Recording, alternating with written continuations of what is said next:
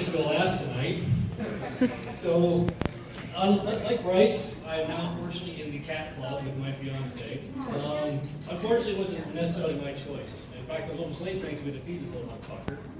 Maybe because I hate that because I don't like feeling obligated to something that doesn't contain any identity. You know what I mean? Not like Bryce, I think he's talking about jerking off and staring in the eyes, right? But I didn't give birth to it, it's not mine. Plus, it wasn't really my decision, right? When I say we got a cat, it's primarily the fiance that takes the cat, right? Am I right?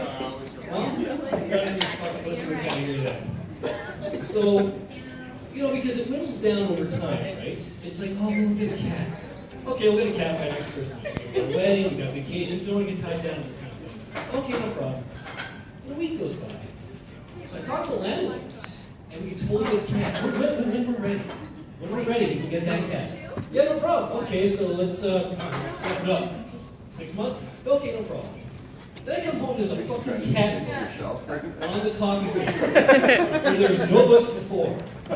You know, as if we needed a kind of coffee table book today about cats.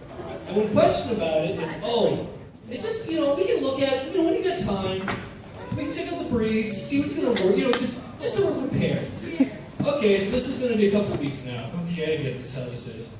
And then you go down to the SPCA, which is the worst fucking idea on the planet. And then you go in there, you get it, and now the cat's home. But with this kind of nagging, kind of negotiating, I'm going to try that with her, but with anal. So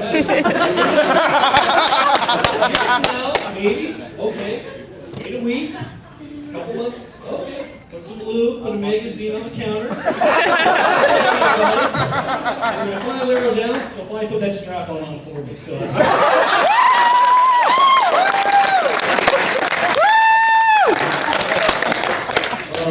SPCA. Seriously, fuck those guys. I mean, seriously, if you work at the SPCA, that's because selling drugs is too hard. You know what I mean? Drugs sell themselves, but depressed, cute little animals with a sob story, that's just what, you don't even need to have someone there. Just have a fucking attendant to take your money. You know what I mean? They don't have to have a sob story, but they always have a sob story. Just twist that knife a little bit more. But some of the stories are kind of bullshit. Like one's like, oh, the owners had to give them up because they had allergies. Really? We live in fucking Prince George. We are just accustomed to just shitty air, so you're going to try and tell me that a cat's going to bother you? No. Allergies are just nature's way of knocking you down a peg. It's like, hey, Superman, you're doing really good. So, but Superman has kryptonite, but that doesn't exist. So we're going to give you a small 10-pound mammal with fur that makes it hard to see and breathe when it's near you. So, I don't know. And the other thing they tell you, too, is, oh, they were abandoned. They were just dropped off at the front. What kind of lazy-ass shit is that? You can't even bring the fucking dog or cat inside? There's a trailer park 25 feet away. It's like they're going to drop off all these dogs and cats, and they're going to gang up, form a pack, and take over that trailer park that's way nicer than the SPCA. I really shouldn't harp on them, though. I mean, life sucks enough to work at SPCA, right? I mean, McDonald's people, when you go home at night, you still smell like fries. Gas station attendants, when you go home at night, you still smell like gas. SPCA people, they go home and smell like pee and sadness. It's just depressing and it's so bad for them. Well, my fiance, I'm very grateful for her. I shouldn't harp on her because we met online. Because regular meeting people think it's talking to me. Has many printed t-shirts as I have. It's just really fucking hard. But, you know, so I did that for a little bit. You know, she wasn't the first person I met. There's always that awkwardness when you're kind of dating online. You know what I'm talking about? Because you gotta sit there, you know, oh, this is kind of interesting. Okay, let's message each other for a little bit. Okay, they're gonna go text. They're gonna call. Do you remember this happened? It's nice and good. I call. In a couple weeks. Okay, now that's the time to finally meet. There's that kind of awkwardness, like, oh shit, how am I gonna act in real life? And then when you first gotta meet, you gotta get yourself all looking. I'm kind of fucked. So I got this Joker look going for me, and it's already kind of really messing with the creepy kind of vibe. So she decides, hey, let's go sledding. Because hey, what's more romantic than fucking strap on a slip and slide? Crazy carpet. Don't judge my extreme sports in the fucking slide. Jump on a crazy carpet, let your scrotum get up to your stomach, and you're screaming downhill minus 40 with it. That just screams romance. So anyway, I get there. I'm like, okay, I'm gonna show up by myself, because if I bring a guy with me, it's gonna look like a Dateline special ready to happen. You know? So after that happens, you know, I kind of get there, I'm waiting. Finally, she shows up. But she brings 3 guys with her. And I'm like, oh shit. I'm now on the victim side of that Dateline special. You know, like, oh god. Oh, you know, okay, no, it's okay. We're in a public place. There's people around me. But unfortunately, there's a super dark forest over there with no light. And I know my own cardio. I'm not getting away if people are chasing me down. So we get back to, I'm going to get date rape scenario. I guess since there's 4 of us, we're like a date rape scenario.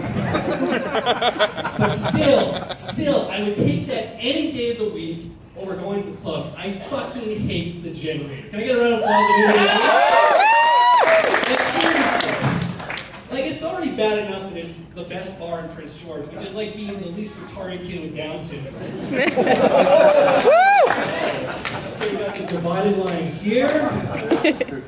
You know what I mean? Because you pay to get in, and the worst, the absolute worst, is when they have the MC with guest star. Because what does the guest star do? He sits there and yells at the microphone like when Ice Cube wasn't spitting rhymes. You know what I mean? Yeah! Hands up!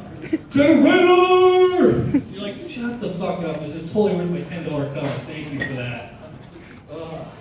But again, I shouldn't really judge. Because I'm like, oh, for all I know, you know, guest star Slim there, got backed over by the MC, got some irreversible brain damage. So all I can do is sit there and just shout at the microphone, yeah! Hands up! My shoes hurt! Nice. I really have a problem with judging people. I realize that. It's a total flaw that I'm not going to work on in any way, shape, or form. There was an incident a few weeks ago that really kind of made me think about this, you know? So, you know, I decided to walk the Panhandle because I'll be damned if I'm paying a tip to walk 3 fucking blocks. I'm sorry. So I go there, I get my pizza, I'm walking back home, like a nice law-abiding citizen, I stop at the stoplight, I'm waiting, and all of a sudden you can just feel that. Somebody in your peripheral comes up. And I just smell like you've been baptized in reefer. It's insane. This fucking Dr. Dre beats on, whiter than I am, which is surprisingly shit, I know. And I'm just like, oh my god. But then I look, he's staring at my pizza box. I'm like, oh shit. So I grab my pizza box, I grip it a little bit closer, and then I look over, he looks up, and there's just that eye contact. Just stared at him over my Panhandle pizza. And it does not break for a good solid 7 seconds. So finally it breaks. We kind of look at each other, we laughed, and I pushed him in front of a semi. And the story for that is always strike first.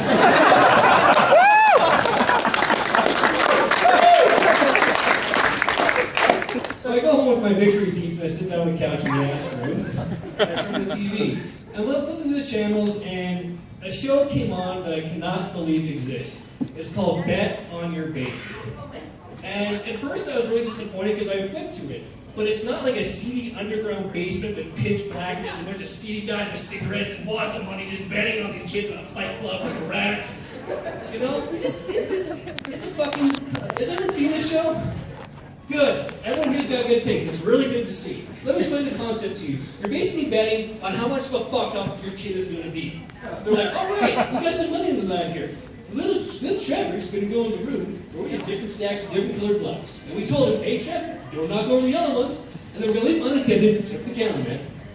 Don't worry about it. So, and then you have to bet, is Trevor going to knock over the yellow ones? And if he is, how many? Some, a little, or fuck you, Mom!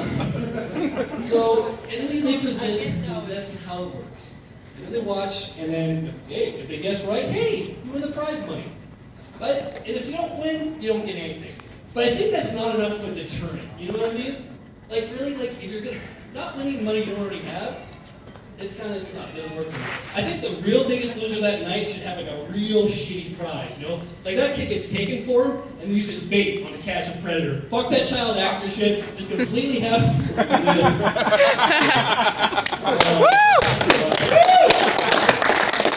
That's actually my last line, so thank you very much. My name is John White. Have a great night!